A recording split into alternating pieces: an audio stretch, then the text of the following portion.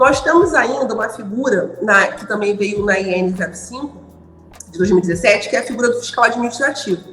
Só que essa figura ela não está presente em todos os contratos.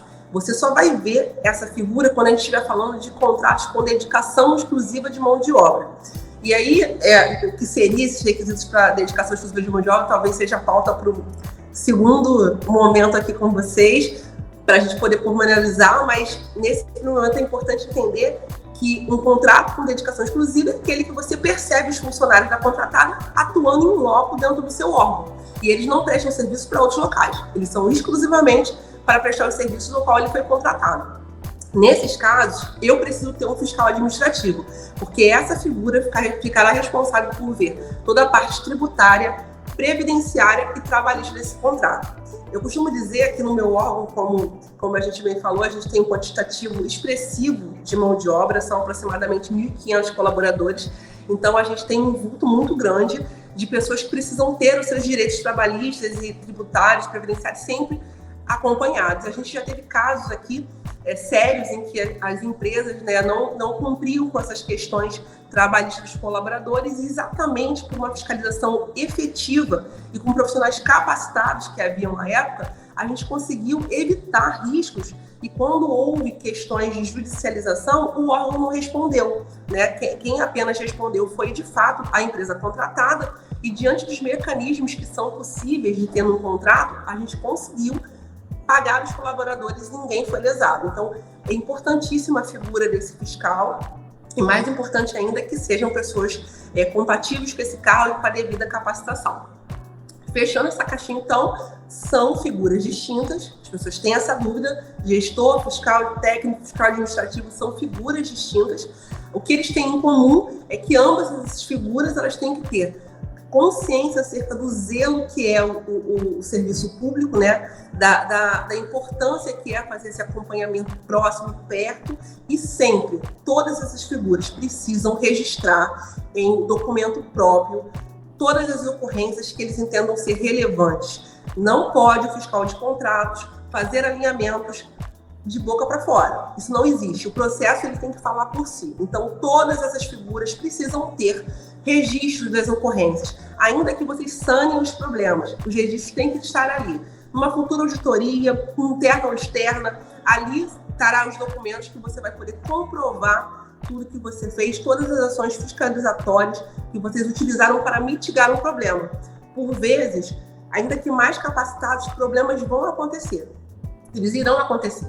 Mas é exatamente como você trata isso que vai definir se você será responsabilizado ou não. Então, esse registro é extremamente importante. Uma outra dúvida, a quarta dúvida que eu trouxe aqui para a gente poder conversar, é se há limite de contratos por servidor. Eu gostaria de dizer para vocês que isso é uma questão mais objetiva, mas não é. Eu não tenho informações dentro da legislação, doutrina ou jurisprudência, que diga que existe um quantitativo mínimo por servidor ou máximo por servidor atuar. Na verdade, o que existe aqui é um senso de responsabilidade e até de bom senso daqueles que são responsáveis por dar essa atribuição de tanta responsabilidade para algum gestor ou fiscal acompanhar o processo. O que eu posso dizer para vocês como modo de boa prática é que todas as vezes que vocês se virem diante de um número muito excessivo de contratos e que vocês percebam que, em razão dessa grande quantidade de contratos, vocês não conseguem acompanhar todas as etapas que o processo de gestão e fiscalização exige de vocês mais uma vez precisam retornar essa questão para a sua chefia imediata, de preferência formalizando, para que ela possa reavaliar a quantidade de contratos que estão sob a sua responsabilidade e a gente acredita que dentro desse bom senso, redistribuir isso para outros colegas que possam aí dividir essa responsabilidade e dar um olhar mais atencioso à fiscalização. Se a gente pensar o que é a gestão e fiscalização de contratos, ele é o acompanhamento constante de um objeto.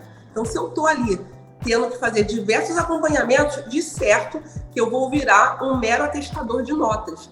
E essa não é a natureza nem jurídica, nem técnica que se pensa quando a lei traz a necessidade e o dever de gerenciar processos. Um outro ponto que eu gostaria de sinalizar aqui para vocês é que muitas pessoas, às vezes, quando tem essa problemática, falam: Michele, poxa, eu gerencio formalmente 5 contratos, mas informalmente eu auxilio em mais 7, mais 10. Então eu posso ficar despreocupado porque informalmente. E aí eu digo, ainda que informalmente, se houver uma auditoria, isso sim é uma problemática. A gente tem vários acordos nesse sentido. O servidor ele tem fé pública. Então, se você tiver atos que caracterizem atos de fiscalização, ainda que você não esteja designado, você responderá por esses atos. Então, se você está atestando nota, você está ferindo propriedade, você está pagando por um objeto, esse é um ato de gestão de contratos. Não vai ser um ato formal de publicação que vai te eximir de uma falha ou um dano ao erário que você tenha causado. Então, não se engane nesse sentido. E, por fim, fechando a questão das dúvidas que eu trouxe para a gente conversar hoje, obviamente existem várias dúvidas, e aí eu foquei nas dúvidas iniciais para quem está iniciando nesse momento de fiscalização. Que tipo de atos o fiscal e gestor de contratos não pode cometer? Então, eu acho que eu gostaria de ter escutado essas coisas todas quando eu comecei, e talvez eu tivesse ficado até um pouco mais aflita, mas teria sido, né, um grande auxílio. Eu tenho a sorte de fazer parte de um órgão que investe em capacitação, e aí, de fato, sou apaixonada pelo que eu faço, porque muito provavelmente fui muito bem conduzida nesse processo. Mas é importante que o gestor, mais do que saiba o que tem que fazer, também entenda o que ele não possa fazer. Então, tem algo que eu sempre digo para as equipes que eu capacito, para a equipe que eu coordeno. Os gestores fiscais de contratos não podem exercer atos de ingerência sobre a administração da contratada. A gente sabe que outrora era muito comum que principalmente em contratos com dedicação exclusiva de mão de obra, eu contrato a recepcionista e aí, ao invés da empresa fazer o processo de recrutamento e seleção, eu venho com o currículo embaixo do braço e falo, eu quero a Joana para trabalhar aqui, porque a Joana é maravilhosa, porque eu conheço a Joana trabalhou na minha casa, e aí eu, ao invés de pedir a empresa fazer um processo seletivo, eu coloco a Joana. E depois tem uma promoção, e aí eu falo, não, mas a Joana que estava aqui, eu quero que a Joana vá para essa promoção, porque a Joana é maravilhosa. E aí a gente perde a função, porque enquanto administração pública, a gente contrata porque a gente acredita que a empresa tem expertise que a gente não tem. Então, se ela tem expertise para gerir mão de obra, é ela, sim, a detentora da prerrogativa de recrutar, selecionar e contratar para a gente. O que a gente pode fazer se a empresa contratar alguém fora do perfil designado dentro do seu contrato, do seu termo de referência, do seu estudo técnico preliminar, se ela não contratar dentro dos requisitos, vamos pensar juntos. Eu preciso de uma recepcionista, ela precisa ter ensino médio, ela precisa ter conhecimento em inglês, porque ela vai ser uma recepcionista bilíngue, e aí quando essa profissional chega no seu setor, ela não tem esse requisito. Aí eu não posso falar nada? Não, você pode falar porque a empresa está descumprindo. O que eu não posso fazer é ingerir nesse processo de seleção dela. Uma outra questão também que é muito comum e é uma problemática é dar direitos de servidores a colaboradores terceirizados. A lei veda. Então, muitas vezes dentro do seu órgão, você tem recessos dentro do seu órgão que é dado para os servidores. Esses recessos, quando são liberados para os servidores, esses servidores, inclusive, cumprem posteriormente esse banco de horas, ou eles usam o seu banco de horas. Esse recesso não é um benefício, por vezes, garantido pelos sindicatos desses colaboradores. Então, infelizmente, se não tem respaldo legal, esses terceirizados não poderão gozar desse benefício de recesso, ou de diárias, ou de capacitações, e dentre tantas outras questões. E finalizando, uma das coisas que a gente não pode fazer, e comumente acontece, é propiciar ou permitir que haja desvio de função. O profissional contratado para ser maqueiro do hospital não pode estar fazendo o papel do digitador. O digitador não pode estar fazendo o papel do maqueiro. Michele, eu estou numa área de extrema urgência, eu preciso fazer. Não, cada um foi contratado para uma atividade, todos esses profissionais têm um CBO, que é um Código Brasileiro de Ocupações que delimita que atividade eles podem fazer, e se a gente coloca esses colaboradores para fazerem atividades em desvio, não caiam na pegadinha de que não seremos processados. Eles vão trabalhar, eles vão prestar o serviço e, ao final, dentro do direito deles, eles processarão a contratada deles e você, que é o órgão que tinha o dever de estar ali fiscalizando e assegurando que todos os direitos deles fossem efetivamente assegurados. Bom, dentro do que eu queria falar sobre esse início, era isso. Espero que eu tenha ajudado. Com certeza, professora. No jargão aí da comunicação, a gente sempre brinca, ela entregou tudo, né? Ela não veio para brincar, não. Eu já vi muita palestra aí que o pessoal entrega menos, viu, professora? Obrigada. Eu tenho certeza, a gente vai dar um jeito de fazer isso chegar ao maior número de pessoas. Você deu dicas imprescindíveis aí.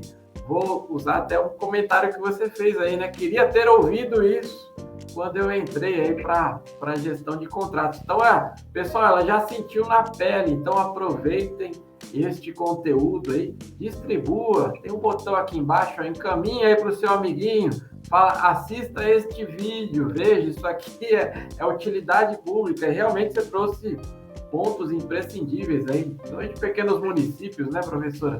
Com relação a parentesco, né? Uma coisa assim que isso nos pequenos municípios impera, né? E você está trazendo aí dicas imprescindíveis, né? Limites de contratos.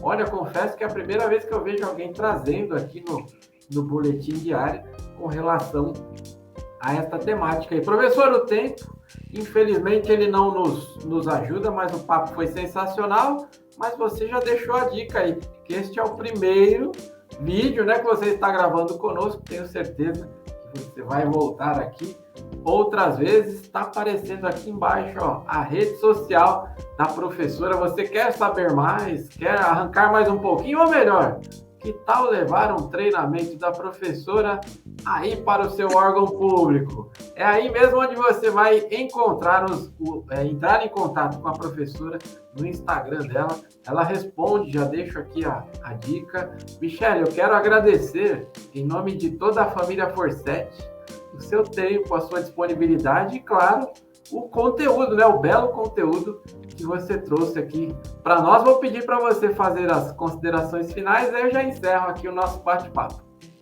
Nossa, eu que quero agradecer, assim, verdadeiramente muito honrada de dividir esse espaço, como eu disse, com grandes, que já dividi um espaço que passaram várias pessoas que são referências aqui para mim, então, assim, muito honrada pelo convite. Agradeço muitíssimo por como você me deixou tão à vontade, Ricardo. Agradeço o convite da Forseti. Queria aqui dizer que é uma paixão falar de fiscalização de contratos e espero ter passado isso para quem me assiste, porque é uma missão linda, honrosa e que tem que ser feita com zelo, probidade e muita responsabilidade. Muito obrigada mesmo, fico à disposição de todos vocês. Eu que agradeço aí o seu tempo e tenha certeza, você passa isso sim, você transparece aí a alegria, a paixão que você tem pelo tema e com certeza muito em breve você estará aqui conosco. Michele, muito obrigado e com a sua vinda reforçamos o compromisso de que licitação é o nosso negócio. Até a próxima!